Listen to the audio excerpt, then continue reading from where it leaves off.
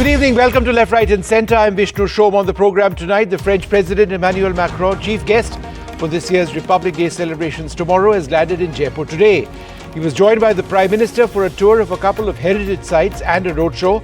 Mr. Macron visited the Amer Fort, where a cultural event was held. The Prime Minister joined him for a tour of Jantar Mantar, a UNESCO World Heritage Site. The two leaders held a massive joint roadshow from Jantar Mantar in Jaipur to the Sanganeri Gate, with a stopover at the Hawa Mahal. A private dinner for Mr. Macron has also been planned. The visit comes as the centre and the French government continue to negotiate multi-billion-dollar deals for French fighter jets and submarines for the Navy, but really France is rapidly expanding as not just a strategic partner but an economic partner with India. The French president in Rajasthan this evening, and he's going to be in New Delhi as well as the chief guest for Republic Day tomorrow. My colleague Kumari Singh sent us this report. So the iconic Hawa Mahal was the backdrop for that very, very special and significant visit of President Emmanuel Macron to Jaipur, where he met with Prime Minister Narendra Modi. And of course, apart from being at Hawa Mahal, they also visited these little kiosks which are right here. And it's very interesting that the PM actually purchased a small model of the Ram Mandir. So to get you more details on that, I have him here. So PM ने ये खरीदा, बताइए, और कैसे payment किया उन्होंने? PM जब stage पे गए उसके बाद जो फ्रांस के प्रेसिडेंट थे उनको साथ में शॉप पे लेकर आए. ये जो हमारे राजस्थान के हैंडीक्राफ्ट्स हैं उनको बहुत बारीकी से दिखाया. यहाँ तक कि जो फ्रेंच के जो प्रेसिडेंट थे उन्होंने एक एक चीज़ के बारे में पूछा, ये कहाँ बनता है, क्या है. लास्ट में जब इस पे नज़र गई मोदी जी की, तो उन्होंने खुद ने हाथ में उठा के देखा, उनको चीज़ बताई कि ये मैंने अभी 22 तारीख को जो है इस मंदिर के प्राण प्रतिष्ठा, राम जी की प्राण प्रतिष्ठा करवाई है. आप चीज़ देखें. जब ये स्ट्रक्चर उन्होंने देखा और सेम कॉपी स्ट्रक्चर उनको समझ में आया, तब उन्होंने ये जो है उनके फ्रांस के राष्ट्रपति को गिफ्ट किया है. जब हमने कहा हमारी तरफ से, तो उन्होंने मना कर दिया. जब उन्होंने गिफ्ट किया है तो हम कहीं भी चीज़ नहीं है. उन्होंने यूपीआई ऐप से पेमेंट, भीम यूपीआई जो हमारा ये जो है भीम यूपीआई, इससे खुद के मोबाइल से अपना पेमेंट करके हमको गए हैं और उनको गिफ्ट किया है. आप आज बहुत खुश होंगे. बहुत होना ही. Once in a lifetime experience. Once in the lifetime. एकदम सही. So once in a lifetime experience for the people here, from where the Prime Minister bought a small replica of the Ram temple and gifted it. These other shops were also here displaying their wares. He's bought a blue pottery plate. They also had tea at the Sahu Chai, which is right here. So all in all, it's been a way to showcase the heritage of Jaipur. Jaipur, interestingly, is home to 3 UNESCO World Heritage Sites: the Hawa Mahal, the Jantar Mantar, and also the Amer Fort. What will be the benefits or the spin-offs of this visit? Well, obviously, the pink city of Jaipur, which has played host today, will be hoping that it means putting Jaipur on the international tourist map, bringing in more tourists, and also, in some senses, promoting the handicraft of Jaipur, which is the first planned city of medieval India. It's a repository of art and culture, and also it's a city where there are many artisans and craftsmen who have been practicing their craft for generations, some of which was on display for the French President Emmanuel Macron. In Jaipur, Kumari Singh, NDTV. All right, so it's a critical strategic relationship between India and France. Joining us now, very special guest, Ashish Sarraf is Vice President and Country Director, India for Thales. Thales is a major defense firm which actually works across different areas, including digital identity and security in India. I'm also joined by Sumit Anand of the Indo-French, who's an Indo-French business advisor. He's closely been tracking the economic relationship between both sides. Mohan Kumar, former Indian ambassador to France, and Air Marshal Anil Chopra, a former Mirage 2000 pilot. I think he likes to be identified as a Mirage 2000 pilot first and foremost, besides anything else that he's doing. But let me go across. Let me go across first to Ashish Sarraf. What is interesting is that while India and France are celebrating 25 years of a strategic relationship, that defense relationship actually goes back to 1953, since the predecessor of Thales was actually in India. So it's a long time-tested relationship. The history is not really known. We just keep talking about Rafale. Exactly. the relationship, at least with Thales, and it was not even Thales at that time, but we started to be existing in India since 1953. And Thales was a company that was instrumental in creation of Bharat Electronics, which is one of the major and prime DPSUs, defense PSUs that we have here. So that's the kind of heritage we carry here, and obviously the bilateral ties go back along that much. Since then, obviously, we have been extremely instrumental in expanding our footprint. We were doing Make in India. Even Make in India was a big narrative like it is today. And it's not only that, defense, aviation, now digital identity and security solutions. So we've been part of the growth story of India and walking along India every step of the way.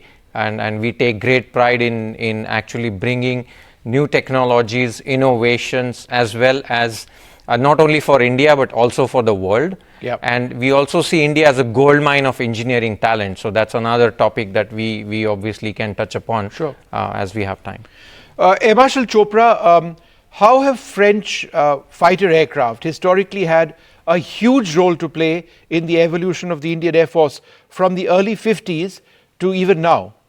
Yeah, absolutely, Vishnu. It's an all-encompassing, no-strings-attached relationship between France and India, time-tested relationship. In 1950s, we got the Oregon, which we call Tufani.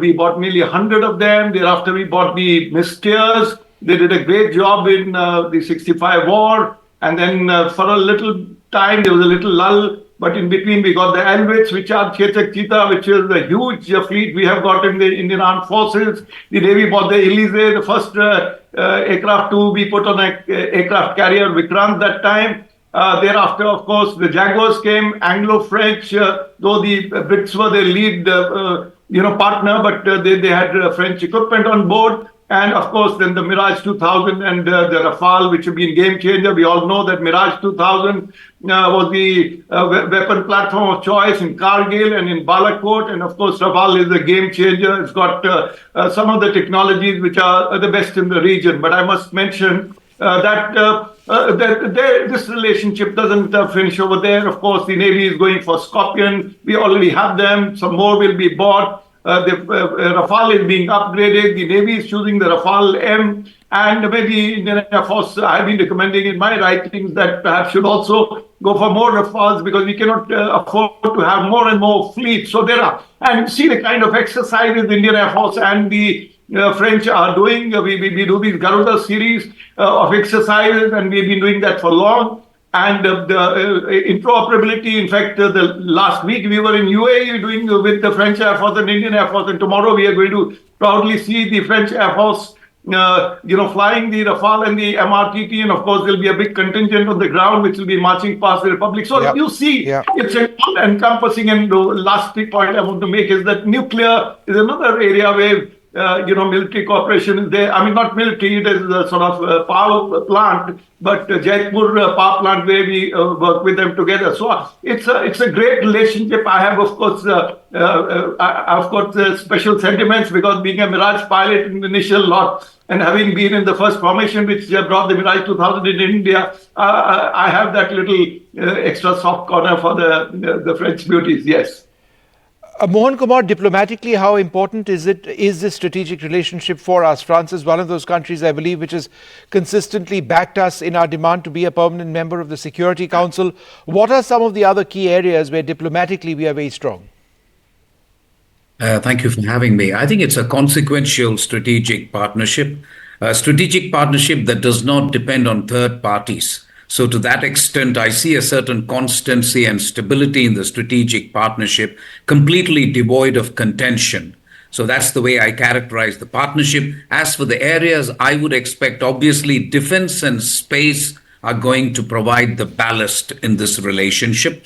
I would look forward to things other than the purchase of 26 Rafale aircraft, the making of Scorpion submarines. I think the key thing is whether we can get our act together, both countries, to make a combat fighter engine in India, which can then be even exported to countries like UAE, Qatar, Egypt, and so on. That's really the key. Can we really make this transition from a buyer-seller relationship to make in India for the world? In terms of space, I think the first iteration of space dialogue has happened. I think the key is how to really try and use space applications for climate change, for other things like quantum computing, artificial intelligence, the cutting edge of technology, and whether India and France can try to be, for example, provide some rules and values in terms of being the world leaders in green hydrogen. I now move to the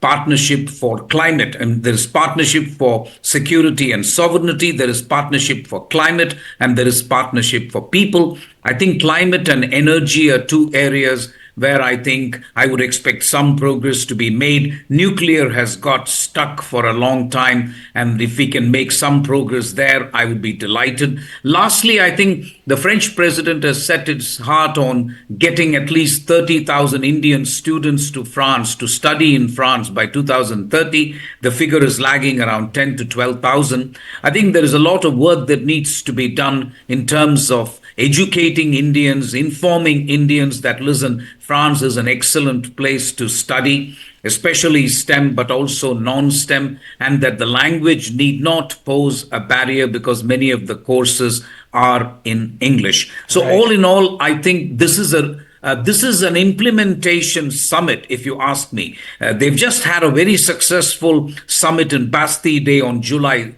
13th last year. This is, I think, enough things have been decided, enough roadmaps have been laid out. The question is, how can we really now take it to the next level, show concrete results on the ground? So for me, this is an implementation summit, Vishnu. Thank you. Ambassador, one more question to you. It's also, this entire relationship is based on an incredibly close personal equation between the president and the prime minister. We've seen this in many parts of the world whenever they meet. And that seems to be driving that. The fact that he chose to come over here to be the Republic Day chief guest at a time when the US president said no or was unable to travel for whatever the reasons, just sort of shows that, there's a personal equation. Oh, it's all right, not a problem, I'll be there. And the participation of the French armed forces marching down Kartavya Path.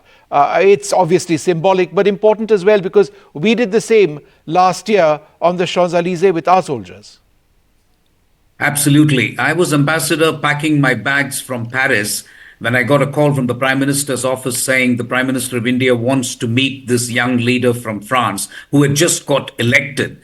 And I think I saw there was a certain investment, and this is Prime Minister Modi's style. He makes an investment in personal diplomacy, and I thought Prime Minister Modi took a bet that this is a young leader who's going to be around for a while. And I thought they got on like house on fire. You're right, they've met several times since then.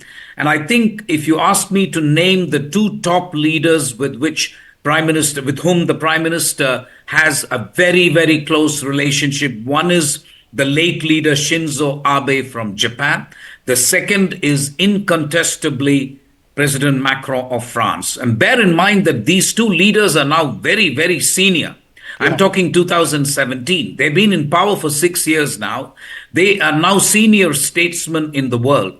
And I think there will be some interesting conversations, not just on Ukraine, the regional situation, Gaza. So really, they now know each other very well, despite the difference in age and so on. So I think you're absolutely right in saying there is the personal chemistry, which is also driving the relationship forward. Yeah. Sumit, what is the potential from an economic standpoint?